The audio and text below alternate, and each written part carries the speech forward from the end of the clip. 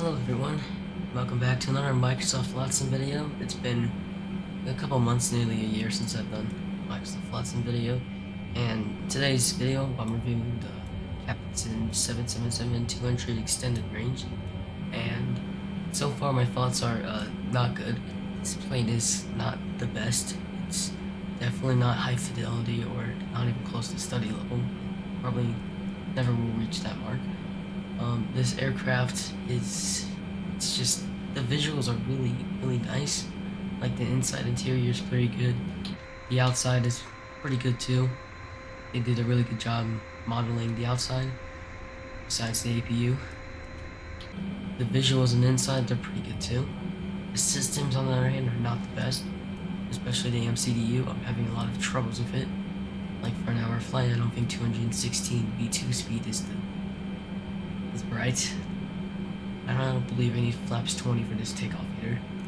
Legs is just a massive problem too. My air really didn't work even though I'm on the air rack. So that kind of made me upset. Hopefully I can actually use VNav, and looks like I can. So I'm gonna set my V2 speed and get out of this gate. My flight director's on. I'm gonna try out this aircraft.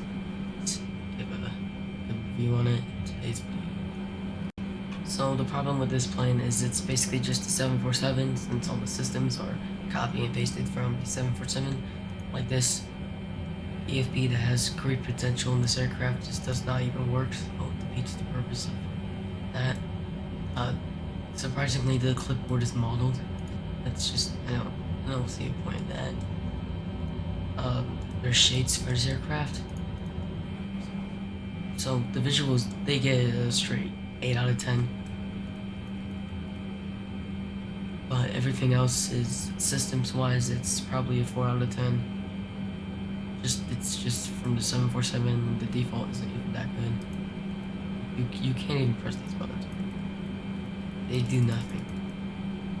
You can also see that there's 2 placeholder years for the 747, which is just a huge turn off. Anyways, let's go ahead and get out of this gate. We're going to be using 2-bar pushback, new add-on. It's really good. We go on the outside.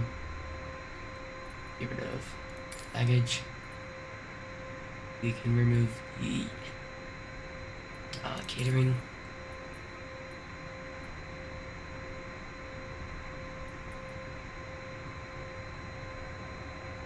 Should be going now.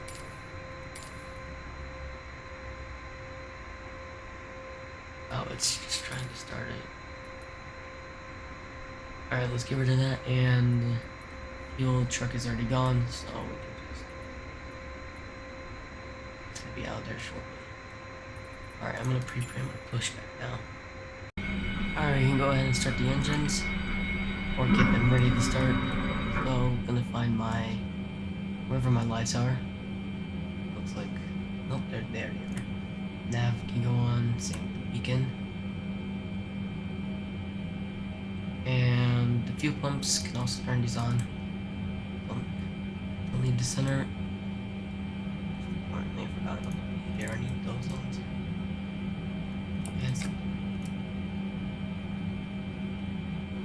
Okay, sir. The bypass pin is installed. All doors and hatches closed and all ground equipment is removed. The parking brakes are set. You may lift. Parking brake set. Lifting the aircraft.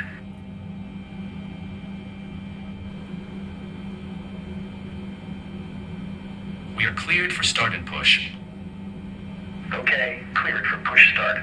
Please release parking brake.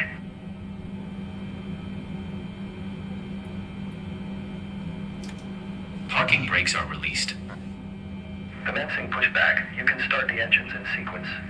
It will start in the sequence. It's the right engine that's starting now.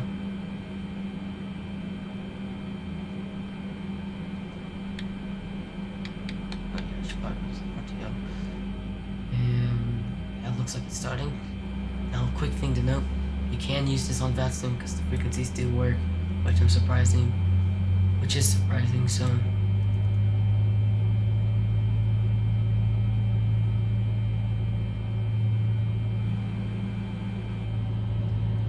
go ahead and pull out here. Alright, so we were able to push back with no problems.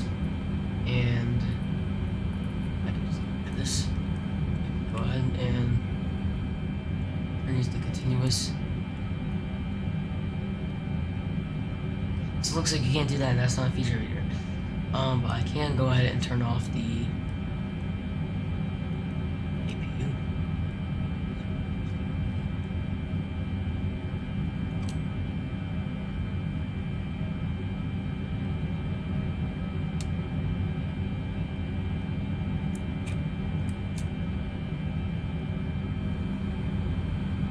Okay, and I can go to flaps 20. Apparently that's the needed flaps for this takeoff, which is kind of ridiculous. Yeah, it's because I put too much fuel in, but this is also basically a 747.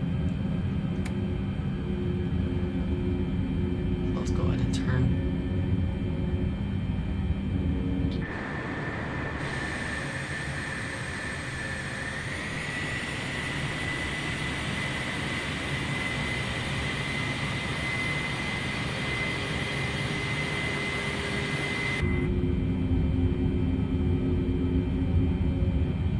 This is going to be a very, very slow taxi.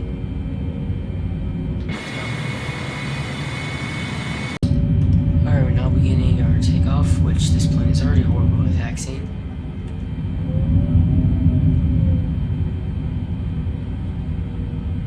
And our takeoff for some reason.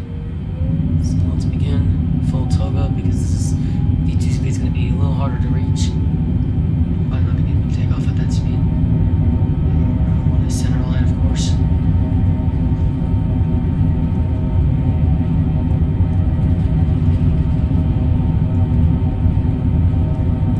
Of course, it's stuck. Hey, my redundancies.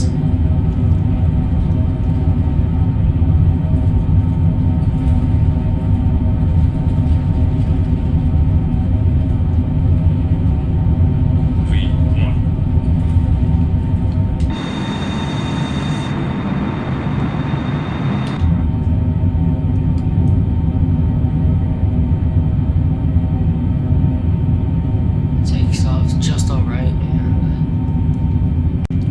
alright, so taking off this thing is really difficult. I mean, this is probably the most difficult aircraft to take off in. But that's probably just because of the systems or just horrible flying. Who knows? I'm gonna see how this aircraft does for the rest of the flight, and that's gonna wrap up this review. If I'm gonna do a quick check off this, just to rate everything else. It's going to be systems, details, sound, physics, and the visuals already goes into the details section. Alright, so here's what I have. And it's just okay, I don't want that. Detail, sound, physics, and realism. Detail is going to be a solid 8 out of 10, just because Captain Sim does a pretty good job at modeling their systems, and it all looks pretty nice. I just want to make sure that's okay. Sound, I'm going to give it a solid 7 out of 10. They also did a pretty decent job with the sound, since it doesn't feel stock like almost like the A350 flight there. Physics, solid 3 out of 10, just because that would make the most sense. The physics are not entirely the best. Actually, they adjust that. Give it 4 out of 10. Realism, just the whole thing in general, it's just a solid 5 out of 10. Now, do I recommend buying this aircraft yourself? Probably not. I would get it when it's $20 and not $30 its base price. This aircraft definitely is good for screenshots. But everything else, if you're looking to fly this professionally on VATSIM, it would be a must not. Anyways, that's going to wrap up today's video. As you guys know from the community post, this is Zibo with the new Pro tutorial.